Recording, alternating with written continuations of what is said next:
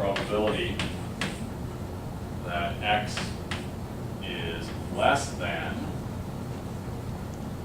0.2 or x is greater than 0.8.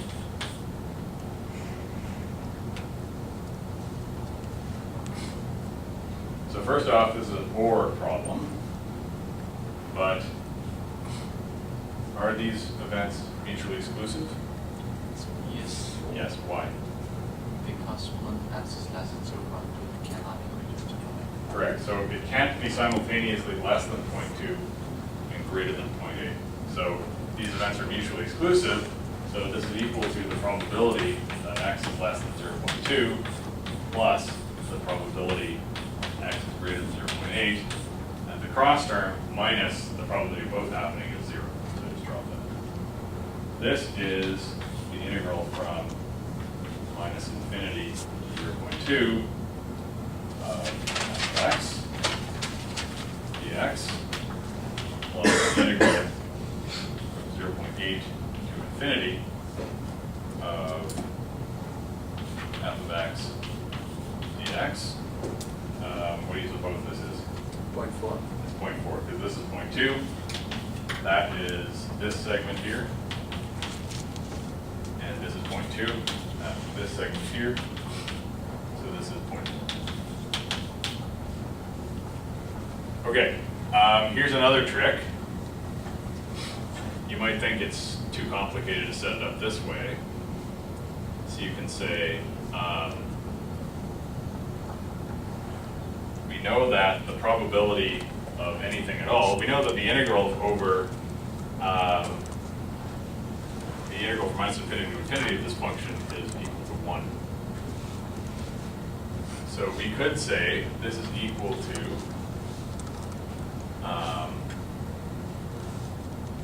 so for one thing, okay, so that probability is equal to these integrals. I could say plus integral from 0.2 to 0.8 f of x dx.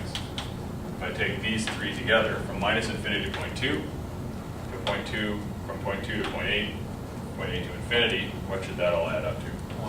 1. So therefore this should equal 1 minus the integral from 0.2 to 0.8.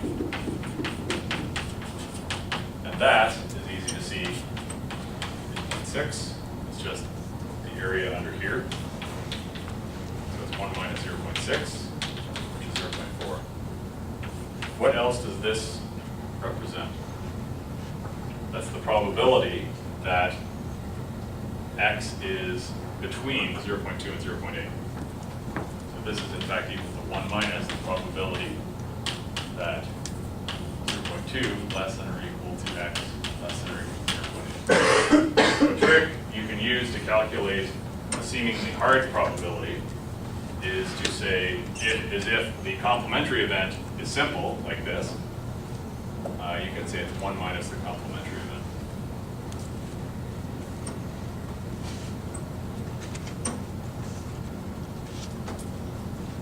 Okay, let's finally calculate the mean of this distribution. Actually, yeah, let's calculate the mean and variance.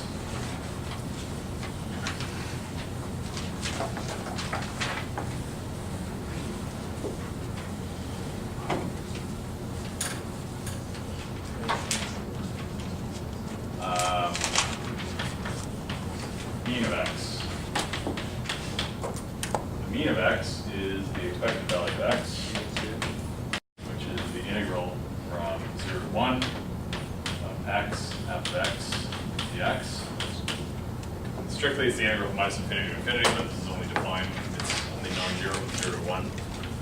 So it's the integral from 0 to 1 of x dx, because f of x is equal to 1. Which is equal to what?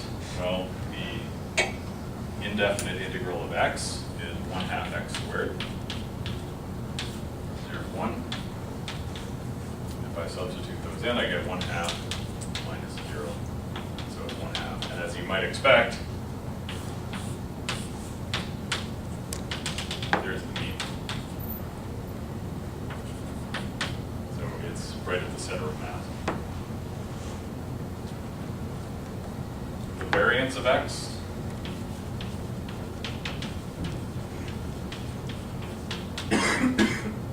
I'm going to use sigma squared. I'm going to use this trick.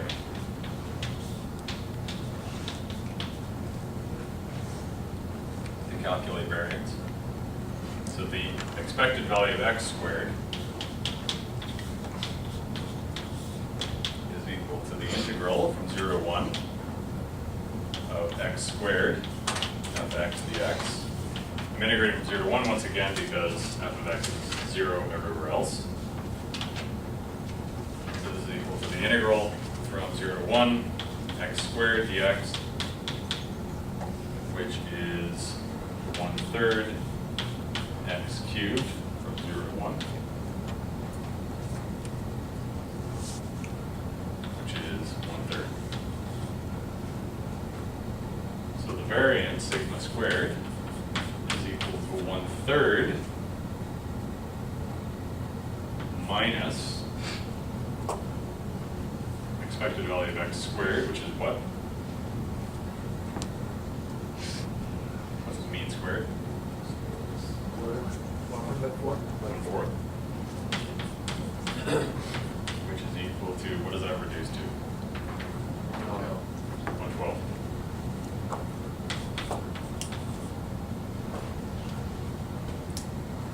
So there you have it. Okay. We will deal a little bit with discrete valued random variables. We're going to deal a lot with continuous valued random variables, and mean and variance are very important concepts. But all of what I've talked about today is